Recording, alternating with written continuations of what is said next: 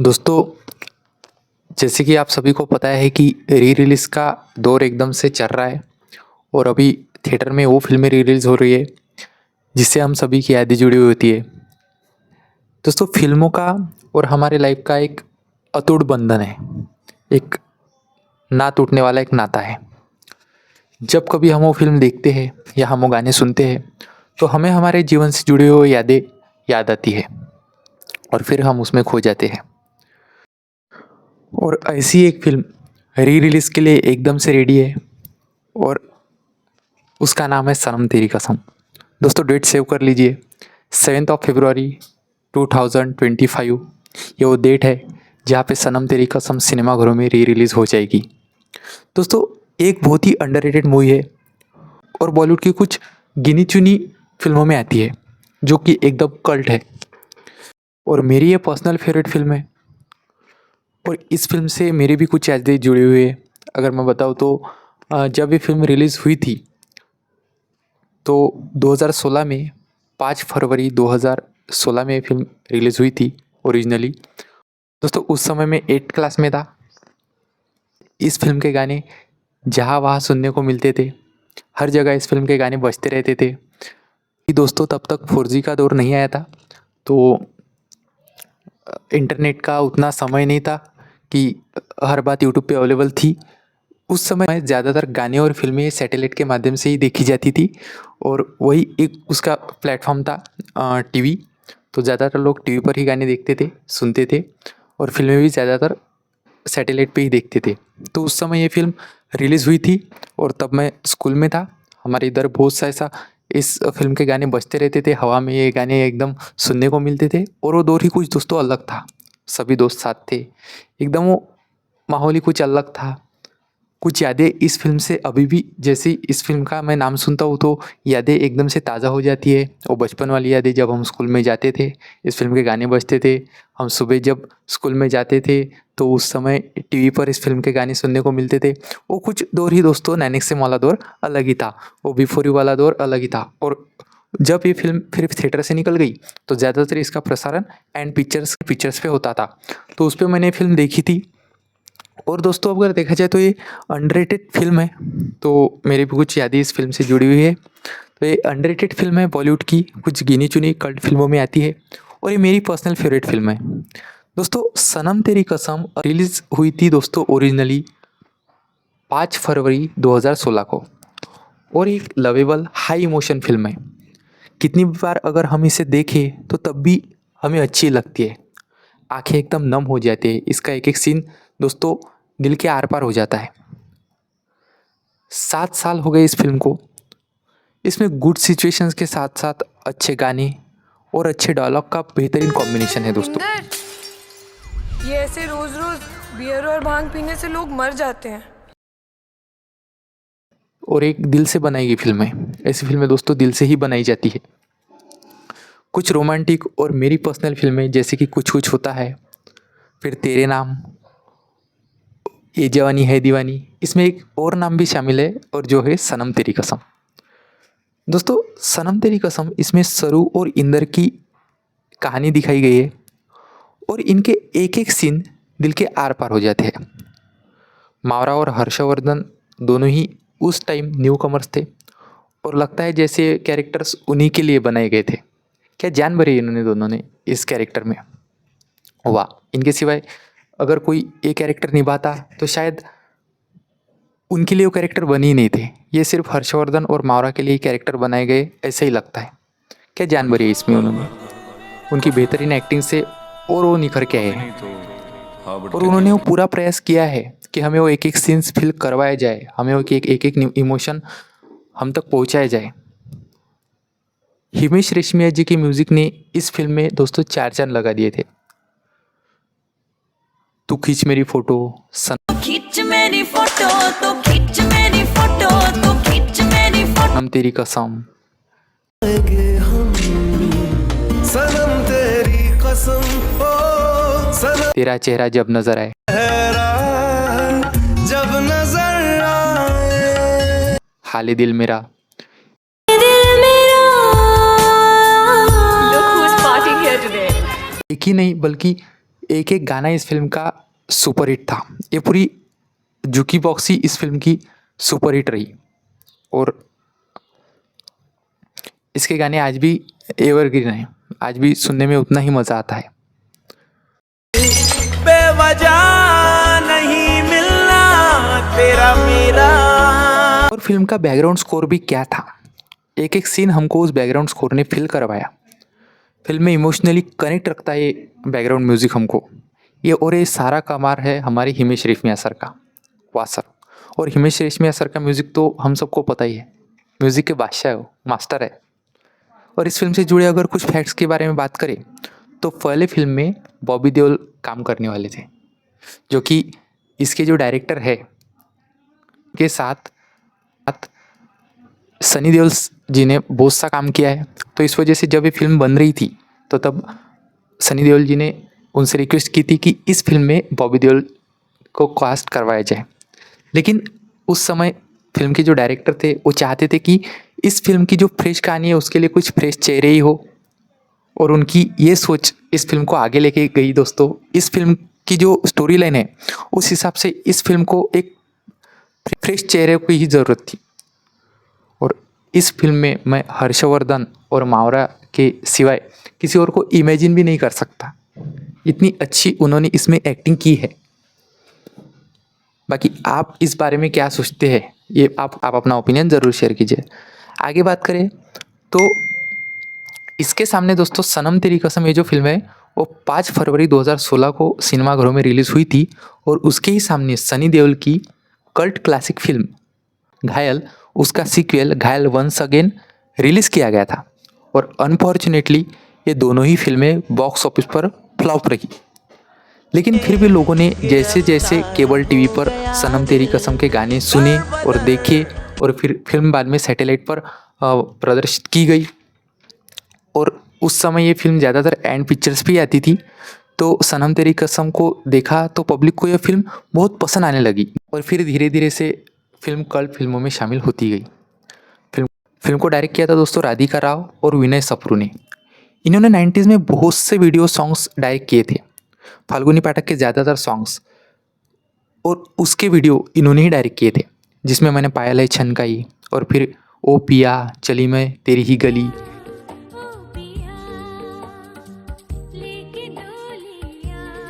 इन जैसे बेहतरीन सॉन्ग्स इन्होंने डायरेक्ट किए थे। और यही नहीं, 90s के ज़्यादातर सॉन्ग्स जो आपने बेहतरीन सुने होंगे उसके ज़्यादातर वीडियोस इन दोनों ने ही डायरेक्ट किए थे। यानी कि 90s के और अर्ली 2000 के जितने भी बेहतरीन सॉन्ग्स के वीडियो आपने देखे होंगे, इनके पीछे ये दोनों ही थे, ये हम कह सकते हैं। और सलमान खान की जो एक फिल्म थी Lucky No Time for Love, ये इन्होंने ही लिखी थी, और उस फिल्म के गाने भी दोस्तों बहुत बढ़िया है। बाकी सनम तेरी कसम को दीपक मुकुट ने प्रोड्यूस किया था दोस्तों, और बतौर प्रोड्यूसर ये इनके कैरियर की फर्स्ट फिल्म थी। और इसके बाद इन्होंने शादी में ज़रूर आना ये फिल्म प्रोड्यूस की थी, और शादी में ज़रूर आना ये फिल्म भी दोस्तों बढ़िया है। Love is over. Now war begins. सनम तेरी कसम का बजट लगभग 19 करोड़ रखा गया था, पर उस समय लोगों ने इस फिल्म की तरफ ध्यान नहीं दिया और फिल्म बजट का आधा भी रिकवर नहीं कर पाई और बॉक्स ऑफिस पर फ्लॉप साबित हुई।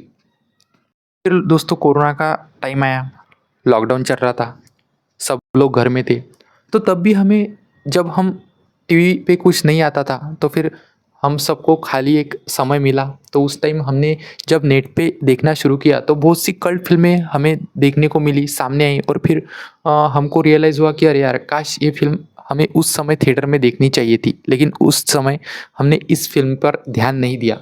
लेकिन दोस्तों हीरा तो अपनी चमक दिखाता ही है, और फिर ऑडियंस को रियलाइज़ हो गया कि ये फिल्म हीरा है जो हमने खो दी, और फिर उन फिल्मों को अभी री रिलीज़ करने की मांग की जा रही है, और बहुत सी फिल्में अब तक री रिलीज़ हुई है। फिर वो ये जवानी है दीवानी हो, या फिर तुझे मेरी कसम हो, और अभी जैसे वीर ज़रा हो, और फिर ये तो हो गई कल्ट फिल्में।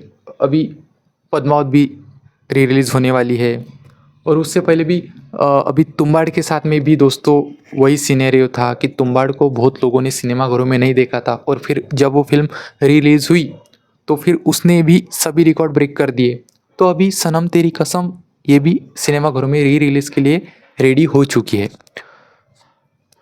और अगर 2016 की बात करें तो इस फिल्म को उस वक्त दोस्तों 945 स्क्रीन पर रिलीज़ किया गया था और 9 लाख लोग उस समय इस फिल्म को देखने सिनेमा कर गए थे। और 2016 में यह फिल्म कमाई के बारे में दोस्तों 47वें नंबर पर थी। और अगर 2016 की टॉप 5 फिल्मों की बात करें तो पहले नंबर पर थी फिल्म दंगल आमिर खान की, फिर दूसरे नंबर पर सुल्तान थी सलमान खान की, और फिर एम एस धोनी थी सुशांत सिंह राजपूत की, जो कि आज हमारे बीच में नहीं है। फिर अक्षय कुमार की एयरलिफ्ट थी और अक्षय कुमार की ही फिर रुस्तम थी। दोस्तों सनम तेरी कसम की बात करें तो IMDb पर 15,000 से ज़्यादा लोगों ने इस फिल्म को 7.6 आउट ऑफ 10 की IMDb रेटिंग दी है। और इस फिल्म के लीड एक्टर हर्षवर्धन ने शुरुआती दौर में दोस्तों बहुत ही स्ट्रगल किया था और फिर इन्होंने कुछ समय तक CD और DVD की दुकान में भी दोस्तों काम किया था। और फिर कुछ तेलुगु फिल्म में काम करने के बाद उन्हें 2016 में सनम तेरी कसम यह फिल्म ऑफर हुई, पर अफसोस वो भी बॉक्स ऑफिस पर फ्लॉप रही। और इसकी जो लीड एक्ट्रेस थी मावरा, जिन्होंने इस फिल्म में सरू का कैरेक्टर प्ले किया है, जो कि वो इससे पहले आपको कहीं भी नज़र नहीं आई होंगी, क्योंकि मावरा एक पाकिस्तानी एक्ट्रेस थी दोस्तों और वो वहाँ पर एक टीवी एक्ट्रेस थी और उन्होंने इससे पहले किसी भी फिल्म में काम नहीं किया था। वो ज़्यादा टीवी एक्ट्रेस के तौर पर ही काम किया करती थी और पाकिस्तान में उन्होंने कई टीवी सीरियल में काम भी किया था। पर मावरा ने अब तक दोस्तों कोई भी फिल्म नहीं की थी और मावरा की परफॉर्मेंस सनम तेरी कसम के मेकर्स ने देखी और फिर उन्होंने इंडिया में उनको ऑडिशन के लिए बुलाया था, जहाँ मावरा को सरू के कैरेक्टर के लिए फाइनल किया गया और मावरा के लाइफ की यह फर्स्ट फिल्म बन गई। इससे पहले भी मावरा को बॉलीवुड की तरफ से बहुत सी फिल्म्स ऑफर किए गए थे, पर वो ऐसे फिल्मों की तलाश में थी जहाँ उन्हें एक परफॉर्मेंस करने का मौका मिले। और इस फिल्म में जो मावरा की परफॉर्मेंस थी वो लोगों को बहुत ही पसंद आई। इसके बाद उन्होंने अब तक किसी भी हिंदी फिल्म में काम नहीं किया और यह उनके करियर की एकमात्र फिल्म बन के रह गई। इसके बाद सनम तेरी कसम के बाद उन्हें और भी फिल्मों के ऑफर आते रहे, लेकिन 2016 के उरी अटैक के बाद इंडियन गवर्नमेंट ने सभी पाकिस्तानी आर्टिस्ट को बैन कर दिया था और न चाहते हुए भी मावरा को फिर पाकिस्तान वापस जाना पड़ा और वह चाहकर भी आगे किसी भी फिल्म में काम नहीं कर पाई। उसके बाद उन्होंने पाकिस्तान में फिर से वापस जाकर वहाँ पे टीवी सीरियल्स में काम करना शुरू कर दिया था और आज भी वो वहीं पे काम करती है। दोस्तों हिमेश रेशमिया सर ने इस फिल्म का बेहतरीन म्यूज़िक बनाया था और हिमेश रेशमिया जी ने ही सनम तेरी कसम का गाना भी कंपोज किया था। इसका किस्सा ये है कि फिल्म के जो डायरेक्टर थे तो वो एक बार हिमेश सर से मिले और उन्होंने कहा कि हम इस तरह से फिल्म बना रहे हैं तो म्यूज़िक कंपोज कर दीजिए और इस फिल्म के लिए कुछ अच्छे ट्यून आप सोचिए। तो हिमेश सर ने उनको एक दिन का समय मांगा और फिर एक दिन के बाद जब डायरेक्टर के पास हिमेश सर पहुँचे तो हिमेश सर ने उनको सनम तेरी कसम का टाइटल ट्रैक सुनाया, वही सनम तेरी कसम बेतहाशा आशिकों ने तुझको पुकारा है, हर दुआ में मैंने तुझको ही मांगा है और तेरा जाना जैसे कोई बद्दुआ सनम तेरी कसम। और इसका जो लास्ट वर्ड था सनम तेरी कसम, यही इस फिल्म का टाइटल रखा गया। सनम तेरी कसम ओ सनम तेरी कसम ओ। जनरल दोस्तों ऐसे होता है कि पहले फिल्म का टाइटल सोचा जाता है और उसके तौर पर फिर उसके बेसिस पर फिल्म का सॉन्ग कंपोज किया जाता है, लेकिन इस फिल्म के साथ उल्टा हुआ। इसका पहले सॉन्ग कंपोज किया गया और फिर इसका टाइटल डिसाइड किया गया। तब तक इस फिल्म का कोई भी टाइटल डिसाइड नहीं किया गया था। तो ये भी इस फिल्म का एक इंटरेस्टिंग फैक्ट रहा।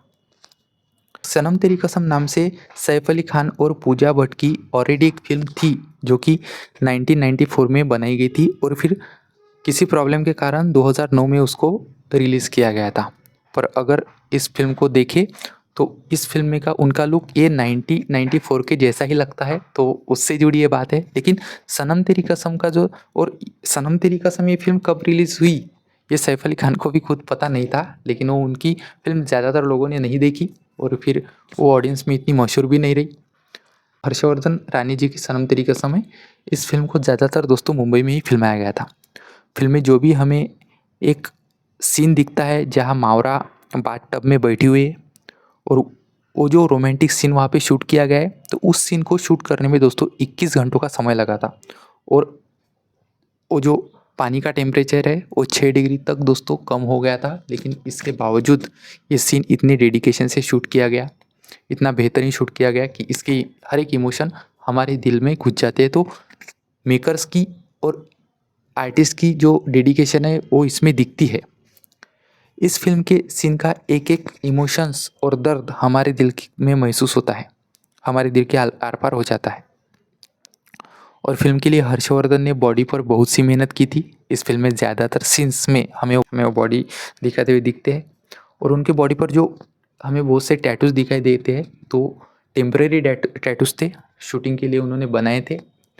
लेकिन उंगली पर एक टैटू था जहाँ पे डेट ऑफ बर्थ लिखी होती है उनकी, तो उनका रियल टैटू है।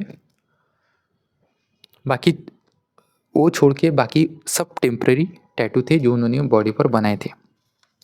दोस्तों अभी इसके सीक्वल की भी तैयारी चल रही है और थी कि सनम तेरी कसम 2 बनाई जाए, लेकिन फिर ऑफिशियल कुछ सामने आया नहीं। लेकिन और हर्षवर्धन ने ऑफिशियली उनके पेज पर डाला है, तो प्रोड्यूसर्स को, जो इसके फिल्म के प्रोड्यूसर है,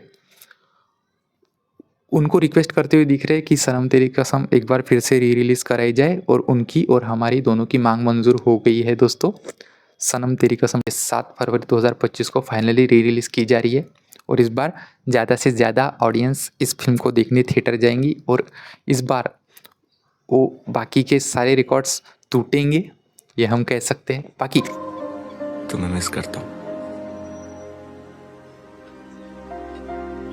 रोज करता हूँ। आपको इस फिल्म से जुड़ी आपकी क्या यादें हैं, ये आप हमें कमेंट करके बताइए। और फिर आप इस फिल्म के बारे में क्या सोचते हैं, ये भी आप हमें कमेंट करके ज़रूर बताइए।